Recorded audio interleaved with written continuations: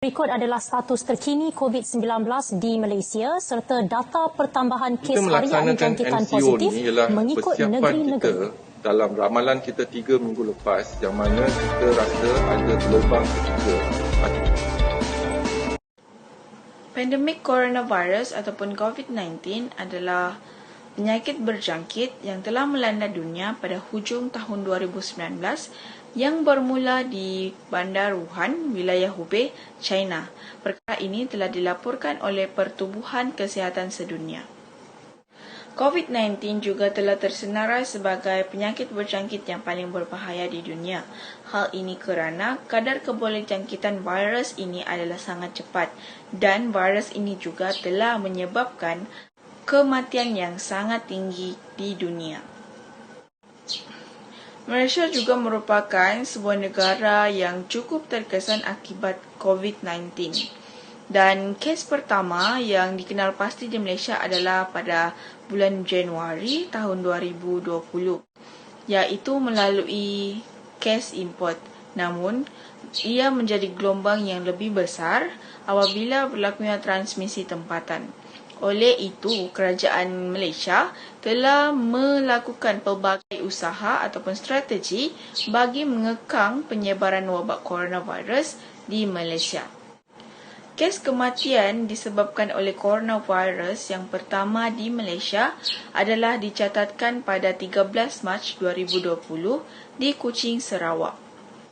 Penularan wabak coronavirus di Malaysia semestinya memberi ancaman yang sangat besar kepada keselamatan negara, terutamanya keselamatan ekonomi dan keselamatan agensi-agensi kerajaan yang terlibat dalam mengekang penularan wabak coronavirus di Malaysia. Pembentangan ini akan menjelaskan dengan lebih lanjut berkenaan bagaimana coronavirus memberi ancaman yang besar kepada keselamatan Malaysia.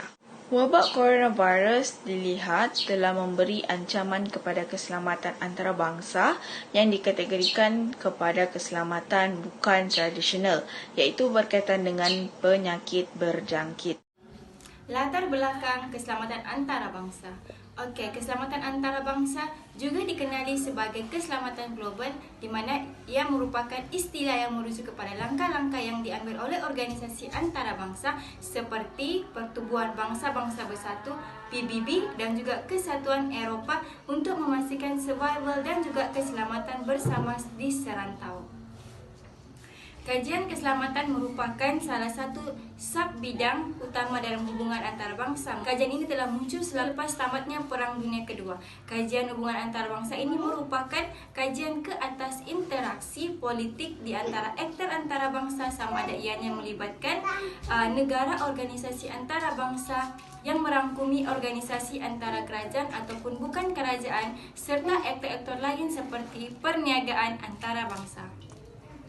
Menurut Barry Buzon pada tahun 2000-an, beliau memandang bahawa kajian keselamatan antarabangsa ini lebih besar daripada kajian mengenai ancaman, tetapi juga kajian tentang ancaman bagaimana ia dapat ditoleransikan dan juga memerlukan tindakan yang segera untuk menyelesaikan sesuatu konflik. Tambahan pula, beliau melihat konsep keselamatan bukan sebagai kekuatan atau kedamaian akan tetapi sesuatu di antara keduanya. Salah satu falsafah utama dalam kaji keselamatan antarabangsa ini adalah ia berkait persoalan bagaimana untuk mengkaji keselamatan ini. Dengan kata lain, persoalan epistemologi ini merupakan elemen utama dalam memahami prinsip dan asal-usul ilmu. Dalam kajian keselamatan, epistemologi bermaksud bagaimana pengkaji perlu mengkaji keselamatan. Bagi menjawab persoalan epistemologi ini muncul dua kumpulan utama dalam kajian keselamatan.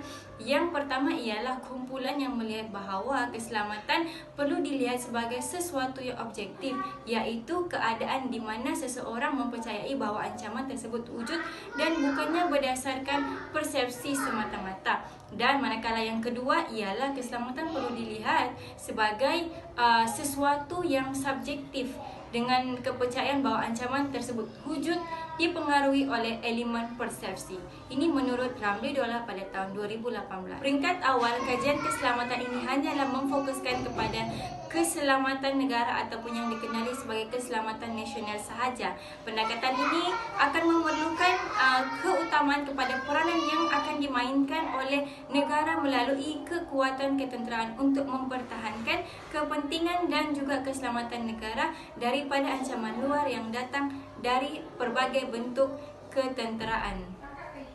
Di samping itu juga, kajian keselamatan yang sebelumnya didominasi oleh aliran tradisional, terutamanya realism dan juga liberalism pada mulanya, dipersoalkan oleh aliran-aliran lain. Hal ini seterusnya telah membawa kepada kemunculan beberapa aliran dan juga persepsi baru dalam kajian keselamatan antarabangsa. Dengan melihat kepada 3 tradisi utama dalam kajian keselamatan, iaitu objektif yang mendominasikan aliran keselamatan semasa Perang Dingin yang dikenali sebagai aliran tradisional. Yang kedua, subjektif melalui aliran kritikal yang menjadi pengkritik utama keselamatan tradisional. Dan yang ketiga ialah aliran diskursif yang menekankan peranan bahasa dalam memahami fenomena kajian keselamatan. Seterusnya, konsep keselamatan ini tidak hanya dikaitkan dengan isu-isu yang melibatkan ancaman tentera ke atas negara sahaja, akan tetapi ia juga melibatkan isu-isu lain yang dikenali sebagai isu-isu bukan tradisional selepas tamatnya Perang Dingin. Hal ini kerana isu-isu yang sebelum ini dilihat sebagai bukan isu keselamatan telah menjadi isu keselamatan negara. Sebagai contoh ialah isu alam sekitar, ekonomi, identiti dan juga wabak mula menjadi isu utama dalam kajian keselamatan. Malahan dalam konteks Malaysia pada hari ini, para pengkaji kajian keselamatan ini lebih melihat kepada isu bukan tradisional ini sebagai satu ancaman. Ancaman kesihatan juga merupakan sebahagian daripada ancaman terhadap keselamatan manusia yang merupakan bidang tugas pasukan keselamatan negara. Ancaman wabak virus ini disifatkan sebagai lebih berbahaya daripada mana-mana tindakan pengganas menurut Ketua Pengarah Badan Kesihatan Dunia, iaitu Tedros Adhanom. Beliau turut menegaskan dunia untuk melihat ancaman wabak COVID-19 sebagai musuh nombor 1 global. Hal ini kerana virus ini lebih berbahaya dan mampu untuk memberikan kesan negatif kepada politik, ekonomi dan juga sosial jika dibandingkan dengan mana-mana tindakan serangan pengganas. Kesan COVID-19 terhadap ekonomi Malaysia. Terdapat banyak implikasi yang berlaku selepas terjadinya pandemik COVID-19 di seluruh negara, khususnya di Malaysia. Tidak dapat dinafikan bahawa pandemik COVID-19 ini telah memberi kesan yang negatif kepada dunia dari segi kesihatan, sosial, keselamatan dan termasuk juga ekonomi. Pelaksanaan Perintah Kawalan Pergerakan PKP pada fasa pertama menunjukkan kesan yang jelas kepada ekonomi negara. Menerusi laporan dari Jabatan Perangkaan Malaysia, indeks pelapor IP menunjukkan penurunan dan kemerosatan yang nampak jelas, iaitu negatif 5.5%. Hal ini semakin terus merosot kepada negatif 3.6% dicatatkan pada Mac 2020. Sebanyak 66% perniagaan telah menunjukkan penurunan permintaan yang begitu drastik dan menyebabkan beberapa perniagaan ataupun premis tidak dapat meneruskan perniagaan mereka. Keadaan ekonomi Malaysia yang tidak menentu masih membimbangkan para peniaga kerana atas perintah dari pihak atasan untuk tidak meneruskan dan membuka premis mereka buat sementara waktu akibat daripada kes COVID-19 yang semakin meningkat. Jika pelaksanaan sekatan yang ketat akan diteruskan, ia akan menyebabkan banyak pihak mengalami kerugian dan ianya juga akan menjejaskan ekonomi mereka.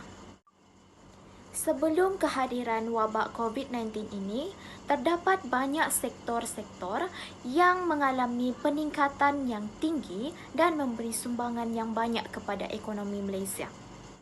Sebagai contoh, sektor pelancongan merupakan salah satu sektor yang mencatat keuntungan yang banyak, iaitu sebanyak 84.1 bilion kerana kehadiran pelancong antarabangsa yang begitu ramai di Malaysia. Tetapi malangnya, keuntungan ekonomi hanyalah sementara. Dengan kehadiran virus COVID-19 ke Malaysia telah banyak merugikan pelbagai sektor, bukan hanya sektor pelancongan, ia juga memberi kesan kepada perindustrian, perkhidmatan, pertanian dan banyak lagi. Selain itu, dengan kejadian yang begitu tidak diingini, banyak masyarakat dan rakyat telah mengeluh dan tidak bersetuju dengan tindakan yang diberikan kepada peniaga-peniaga. Justru itu, terdapat inisiatif yang telah dijalankan seperti perniagaan online untuk meneruskan perniagaan mereka. So, macam mana dorang mau meneruskan perniagaan mereka? Sedangkan premis-premis dan perniagaan hendaklah ditutup dan tidak dibenarkan untuk beroperasi. So, inisiatif yang terbaik untuk peniaga-peniaga di luar sana, mereka perlu menjalankan perniagaan mereka melalui sistem online atau disebut sebagai perniagaan melalui social media.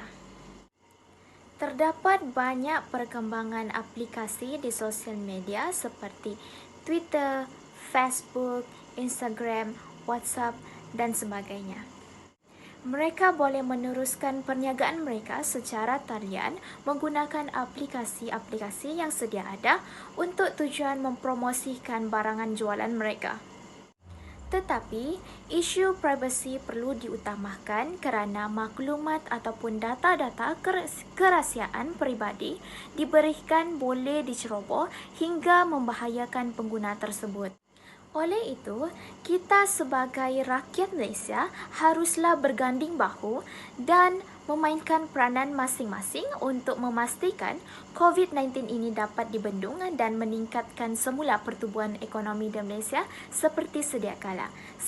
Kesan terhadap agensi kerajaan yang terlibat bagi membantu mencegah penularan virus COVID-19 di Malaysia. Semasa pandemik COVID-19 ini sudah tentu terdapat beberapa agensi-agensi kerajaan yang terlibat untuk membantu mencegah penularan virus COVID-19. Setiap agensi kerajaan yang terlibat dalam pengurusan bencana pandemik COVID-19 ini mempunyai peranan mereka yang tersendiri. Sejak wujudnya pandemik COVID-19 di Malaysia, agensi-agensi tersebut merupakan tulang belakang negara bagi membantu mengurangkan kadar jangkitan COVID-19 yang semakin meningkat dari hari ke hari. Antara agensi kerajaan yang terlibat adalah Kementerian Kesihatan Malaysia iaitu KKM dan juga Majlis Keselamatan Negara MKN. Dua agensi kerajaan ini telah menjadi tulang belakang sejak munculnya virus COVID-19 di Malaysia. Penularan virus COVID-19 ini telah memberi kesan terhadap organisasi Kementerian Kesihatan Malaysia iaitu KKM. Sejak wujudnya virus COVID-19 di Malaysia pada awal tahun 2020, KKM telah menerima kesan besar kerana semakin hari kes jangkitan virus semakin meningkat. Keadaan ini menyebabkan agensi ini terpaksa bekerja keras bagi merawat pesakit-pesakit COVID-19. Kesan daripada penularan virus yang semakin meningkat dengan kadar yang pantas ini menyebabkan KKM telah menyediakan beberapa langkah bagi mengesan virus dan merawat pesakit yang dijangkiti virus COVID-19. Langkah utama KKM bagi mencegah penularan virus COVID-19 ini ialah menempatkan pesakit yang dijangkiti di pusat kuarantin. Pusat kuarantin semakin hari semakin diperluaskan di seluruh negara. Hal ini kerana semakin hari pesakit-pesakit positif COVID-19 semakin meningkat. Ini menyebabkan ward-ward di hospital kerajaan yang sedia ada semakin penuh. Oleh sebab itu, KKM telah membuka lebih banyak pusat kuarantin dan menempatkan pesakit-pesakit COVID-19 itu di pusat kuarantin. Namun, dengan pembukaan pusat kuarantin ini juga, KKM telah menerima kesan yang besar. Antara kesan tersebut adalah mereka perlu menanggung kos bagi perbelanjaan makanan untuk pesakit-pesakit COVID-19 dan juga mereka perlu mengeluarkan kos bagi membeli peralatan untuk digunakan di pusat kuarantin seperti bagi mengesan virus COVID-19 di dalam badan seseorang individu. KKM telah menggunakan kaedah mengesan menggunakan kit COVID-19. Namun sebelum mengesan virus COVID-19 ini, KKM perlu melakukan swab test. Swab test ini merupakan kaedah menyucuk hidung dan tekak menggunakan sejenis alat iaitu dipanggil swab. Hal ini telah memberi kesan kepada Kementerian Kesihatan Malaysia KKM kerana mereka juga perlu menanggung kos yang sangat besar bagi membeli bekalan swab daripada negara barat. Dalam isu penularan COVID-19 ini juga, Majlis Keselamatan Negara MKN juga merupakan tulang belakang bagi mengurus bencana COVID-19. Hal ini demikian kerana perkembangan mengenai penularan jangkitan COVID-19 di Malaysia ini telah diletakkan di bawah organisasi tersebut. Kes jangkitan yang semakin meningkat setiap hari telah memberi kesan kepada Majlis Keselamatan Negara. Hal ini telah mengundang kebimbangan terhadap MKN kerana ia akan mengancam keselamatan kesihatan penduduk di Malaysia. Oleh itu, Majlis Keselamatan Negara telah mengambil beberapa langkah bagi membendung penularan virus COVID-19 di Malaysia. Langkah utama yang diambil oleh MKN adalah melaksanakan Perintah Kawalan Pergerakan iaitu PKP di seluruh Malaysia. Perintah ini dikeluarkan oleh MKN melalui keputusan yang diperolehi daripada hasil perbincangan dengan pemimpin negara. Pelaksanaan PKP ini akan dijalankan dengan kerjasama polis Diraja Malaysia. Dengan ini, pihak polis akan melaksanakan sekatan jalan raya di seluruh Malaysia. SJR ini adalah bertujuan bagi meningkat perjalanan seseorang individu bagi merentas daerah dan negeri. Hal ini demikian kerana SJR ini dilihat mampu mengurangkan kadar jangkitan virus COVID-19 ini daripada tersebar ke seluruh Malaysia. Antara SOP yang perlu diikuti oleh penduduk Malaysia adalah memakai penutup muka 3 lapis, memakai hand sanitizer atau sentiasa mencuci tangan. Yang ketiga adalah wajib menggunakan pengimbas suhu sebelum masuk ke mana-mana premis kerajaan, swasta dan juga kedai-kedai serbaneka dan lain-lain. Selain itu, Majlis Keselamatan Negara juga telah menambah SOP yang terbaru iaitu rakyat Malaysia wajib menggunakan aplikasi MySejahtera bagi mendaftar masuk di mana-mana premis kedai ataupun premis kerajaan dan swasta. Tujuan menggunakan aplikasi MySejahtera ini adalah untuk merekod data pelanggan yang masuk ke mana-mana kawasan yang mereka tuju. Selain itu, tujuan aplikasi ini juga dapat memudahkan pihak penguatkuasa mencari maklumat mengenai individu yang dijangkiti virus COVID-19. Majlis Keselamatan Negara MKN masih terkesan dengan sikap segelintir rakyat di Malaysia yang sering melanggar peraturan-peraturan yang telah disediakan oleh agensi tersebut. Oleh sebab itu, MKN telah menemui langkah terbaru bagi membendung jangkitan virus COVID-19 daripada meningkat. Langkah yang dijalankan adalah menguatkuasakan denda atau kompaun kepada individu yang sering ingkar terhadap pelaksanaan undang-undang dan sekatan jalan raya SJR. Pada mulanya, kerajaan hanya mengenakan kompaun sebanyak 1,000 sahaja, tetapi segelintir rakyat di Malaysia masih tidak mengikuti setiap SOP yang disediakan. Oleh itu, kerajaan telah meningkatkan jumlah tersebut kepada 10,000. Kompaun tersebut adalah antara 5 pindaan yang dilakukan terhadap Akta Pencegahan dan Pengawalan Penyakit Berjangkit. Majlis Keselamatan Negara MKN ini adalah antara agensi yang menjadi tulang belakang negara Malaysia bagi membendung penularan jangkitan virus COVID-19 ini. Atas sebab agensi ini merupakan salah sebuah agensi yang menjadi tulang belakang Malaysia, mereka amat terkesan terhadap kehadiran virus COVID-19 di negara ini. Atas sebab kesan yang diterima oleh agensi ini, mereka telah mengambil beberapa langkah terbaik bagi membendung penularan virus COVID-19 ini. Seterusnya adalah cabaran yang dihadapi oleh Malaysia untuk membendung COVID-19. Malaysia turut berhadapan dengan isu politik apabila jatuhnya Parti Pakatan Harapan.